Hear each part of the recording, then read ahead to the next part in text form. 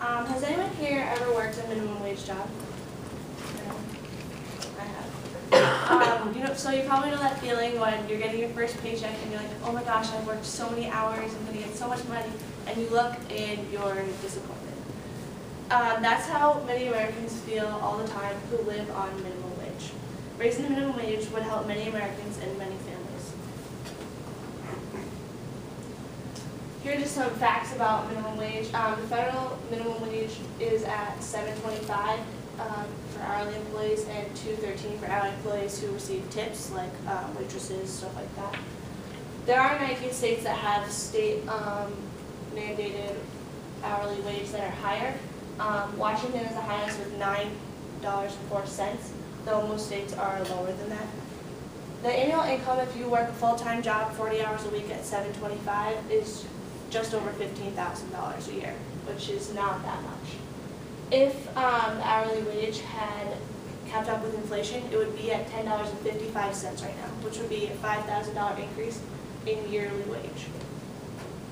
And 3.8 million people live at or below $7.25 an hour.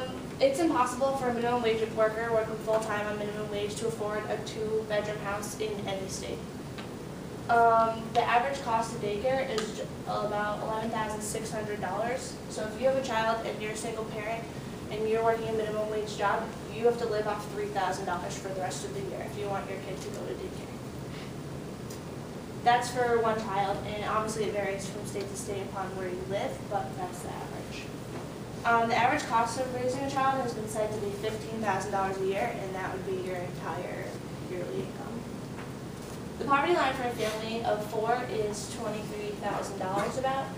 So if you are, one parent is going to work a full-time minimum wage job and the other is going to stay home with the kids, you're at $15,000 a year, you're below the poverty line.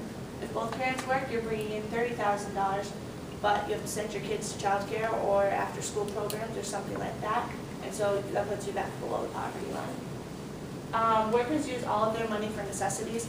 They don't have any backup savings or rainy day savings or anything to use on anything other than necessities.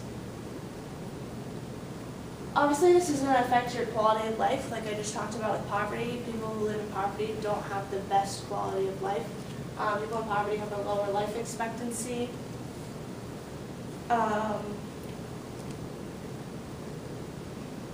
Obviously, you have a lower life expectancy. This affects your health. Most people who live on minimum wage aren't insured. Obviously, this is going to change with Obamacare, but they're going to try to get by without medical help, they skip checkups. Obviously, if something important does happen where they do need medical attention, then that's going to be very expensive considering that they don't have insurance.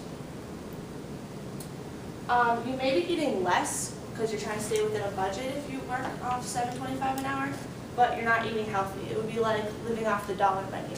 That's not healthy for you. There has been studies that show links between poverty and obesity. Obviously, this affects family. Anytime there's financial stress, it affects the family negatively. A lot of times, older kids are left unsupervised because parents are trying to work multiple jobs to try to make up for that extra money that they don't have. Not spending quality time with your children has been shown in many studies to be negatively affect children later in their life. And obviously, this affects your social life and your leisure time. You don't have the money or the time to spend on grabbing dinner with an old friend or drinks with colleagues after work, anything like that. And that's bad for your mental and your physical health and affects relationships. So I'm just going to show you part of the video. This is a couple who lived on minimum wage for 1 month and talks a little bit about a couple issues.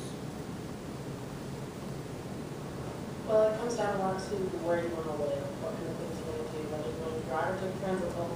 A lot of it, you don't have a choice. There's not a lot of decisions because you just don't have a choice at the end of the day. When we went to the grocery store the other night, besides milk and bread, everything else we bought was on sale or was on for, if you buy 4, you get the 5th free or something along those lines. You basically allow the grocery store to make your decisions for you, which may seem slightly trivial at first, but if the same things are on sale every month, I couldn't imagine.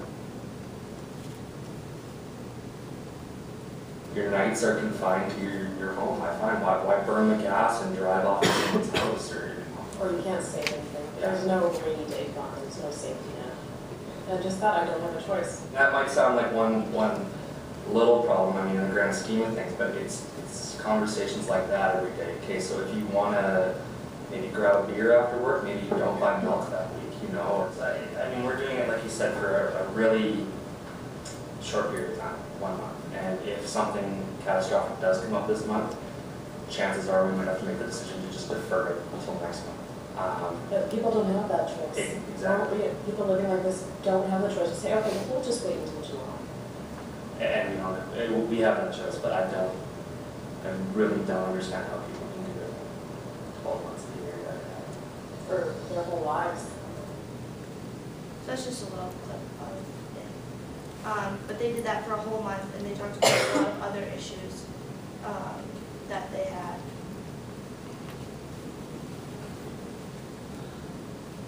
So raising the minimum wage would obviously help a lot of these things that we've talked about.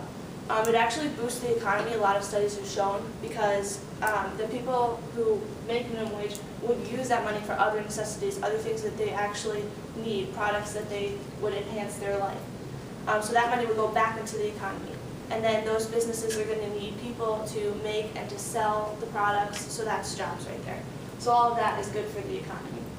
And this would actually save the government money, because a lot of people who are on minimum wage are, as a living, also are on welfare and other government-funded programs and things like that.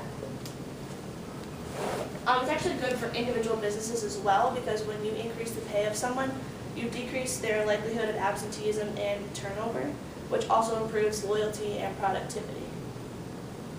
And one of the major concerns is that, oh, well, that's going to cause layoffs, because if you have to pay more people, then you can only hire less people. It's actually not really true.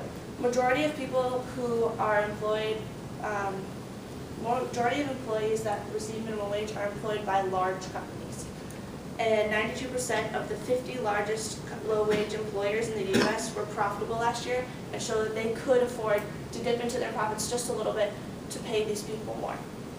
The mom and pop businesses that these people work for, some of them work for, most of them don't work for, that I just said.